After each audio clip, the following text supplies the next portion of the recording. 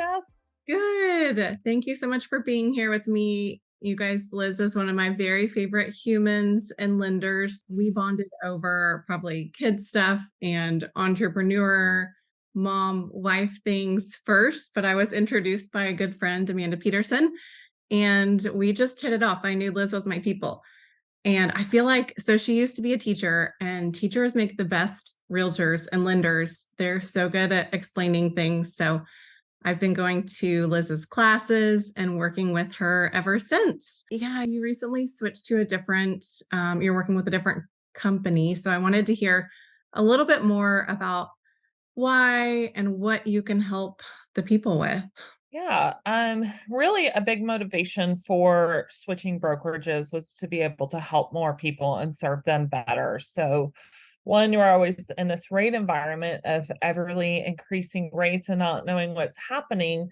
Going to a bigger company allowed us to not only have better rates, but more products. And so, really, the heart behind it was being able to serve the community better. And so, going from a smaller brokerage to a larger national company gave us access to a world that I didn't even know it existed. So Um, it's been really good. awesome. Well, good. So you guys just explain kind of what types of loans, what kind of different products are out there in case anybody is looking. I know that we've talked about construction and land and then we'll get into why I asked you to hop on today.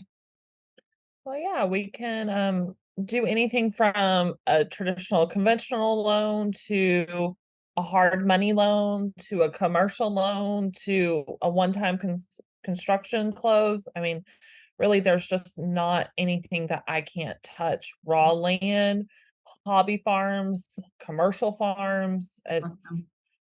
It's really become a one-stop shop. That's so awesome. And you also have a Spanish speaking lender partner on your team. So that's super Yes, cool. Awesome. yes. Well, I Yeah, all really, about serving the community, right? Like, as we know, our communities are changing and needs are changing, we have to evolve too. yeah, and everyone's circumstances are totally different. So the different products that are the best fit for people, there's just so many and everything changes often. So I'm not the best one to keep. I mean, I am so thankful that you keep up with all of that. And I appreciate your email updates that you send out. So I got one this week and it was talking about some stuff, and I was learning there's stuff I didn't know about down payment assistance programs. And so, number one, thank you for sending those out. And number two, I was like, well, if I don't know that all this is out there, I bet a lot of other buyers and the community may not know about everything either. So, I would love for you to just kind of share what types of people might be, the right candidates to check this stuff out, what programs are out there, and maybe what to look out for. Right. So I think the number one misconception for down payment assistance is that you have to be low income. And that, quite frankly, just isn't true. You can, when you're looking at down payment assistance, we use a term called AMI, and that stands for average median income. And so a lot of times you thought, you had to be at the average median or below, and you can have a high income and still use down payment assistance. And then there's a couple different avenues inside the down payment assistance to be aware of, whether the down payment assistance is repayable or forgivable. Is it a bond? Is it a grant? How does that change the effective rate of your interest payment? And really, what are some pros and cons to each different avenue? And really, the best answer I can give is it's dependent on the situation. What works for one family might not be the advice I recommend for the other family. And it really depends on what's in the application, what's on the credit report. There's so many different factors that we have to take into consideration when making a recommendation for a product. Yeah, that's so true. My first step in the process is always like this big discovery call because it's true. I can't help hash out pros and cons about timing or, type of housing or type of loan. So I always recommend that people reach out and talk to both a realtor, but especially a lender sooner than they think they're ready. Because I know it's nice when borrowers just have a W-2 and no debt and like a perfect credit score and all of that. That's not the case these days. I know if anyone is like me and you have investments or you're self-employed or you have any different income streams, or there could be a surprise on a credit report that we need a few months to really take care of. But even just to hash out pros and cons and different options, different types of loans, different down payments, and really just fully get educated on what's out there, I think is really important so you can take your time and make the best decision for you. Do you have Absolutely. anything to add to advice for buyers right now? I think the biggest advice I could give is like knowledge is power. And so when you're in this limbo of, do I qualify? What can I afford?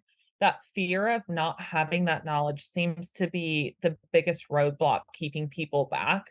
Mhm. So I would say give yourself the grace and give yourself the knowledge, right? We're not here to judge you. We're here to help and serve you and make Absolutely. sure your real estate goals become reality. And if that takes 18 months to get there, then it takes 18 months. If it takes 2 Mm, months, that's fine too, but it's a true partnership, right? I'm not somebody who's here just to be transactional. I want to be relational, and I know our team feels that same way. So I mean, mm, even if you don't have a social security number, if you're not yeah, here, there are avenues for you to have that same dream come true too. that's So awesome.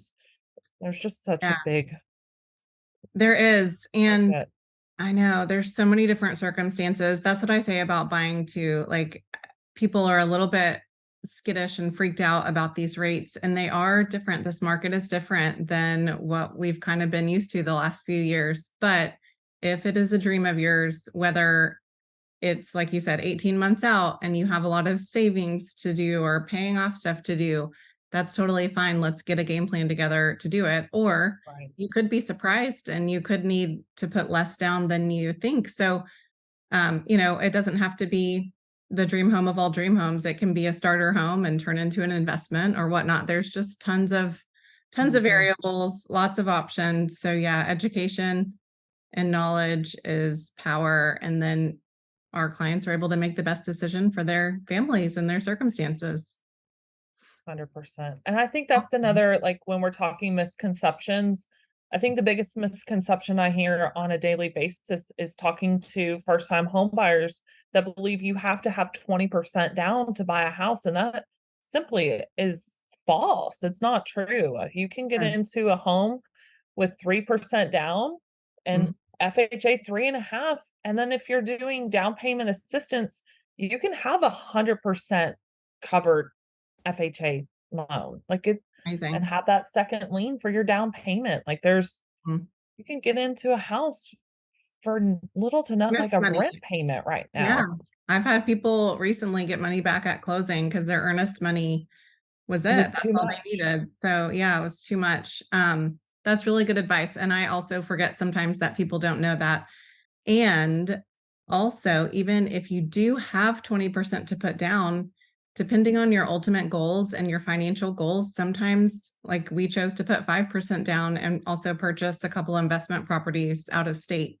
So there are different options. It's not always a huge big deal penalty if you're putting less than 20% down. There's just lots of different routes you can go. So please reach out to Liz. She's amazing. Liz, how can people get in contact with you?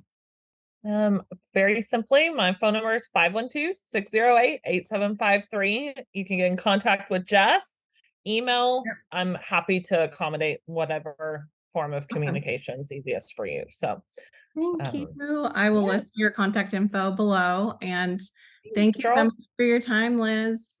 You're welcome. Talk to you soon. Okay, bye. Bye.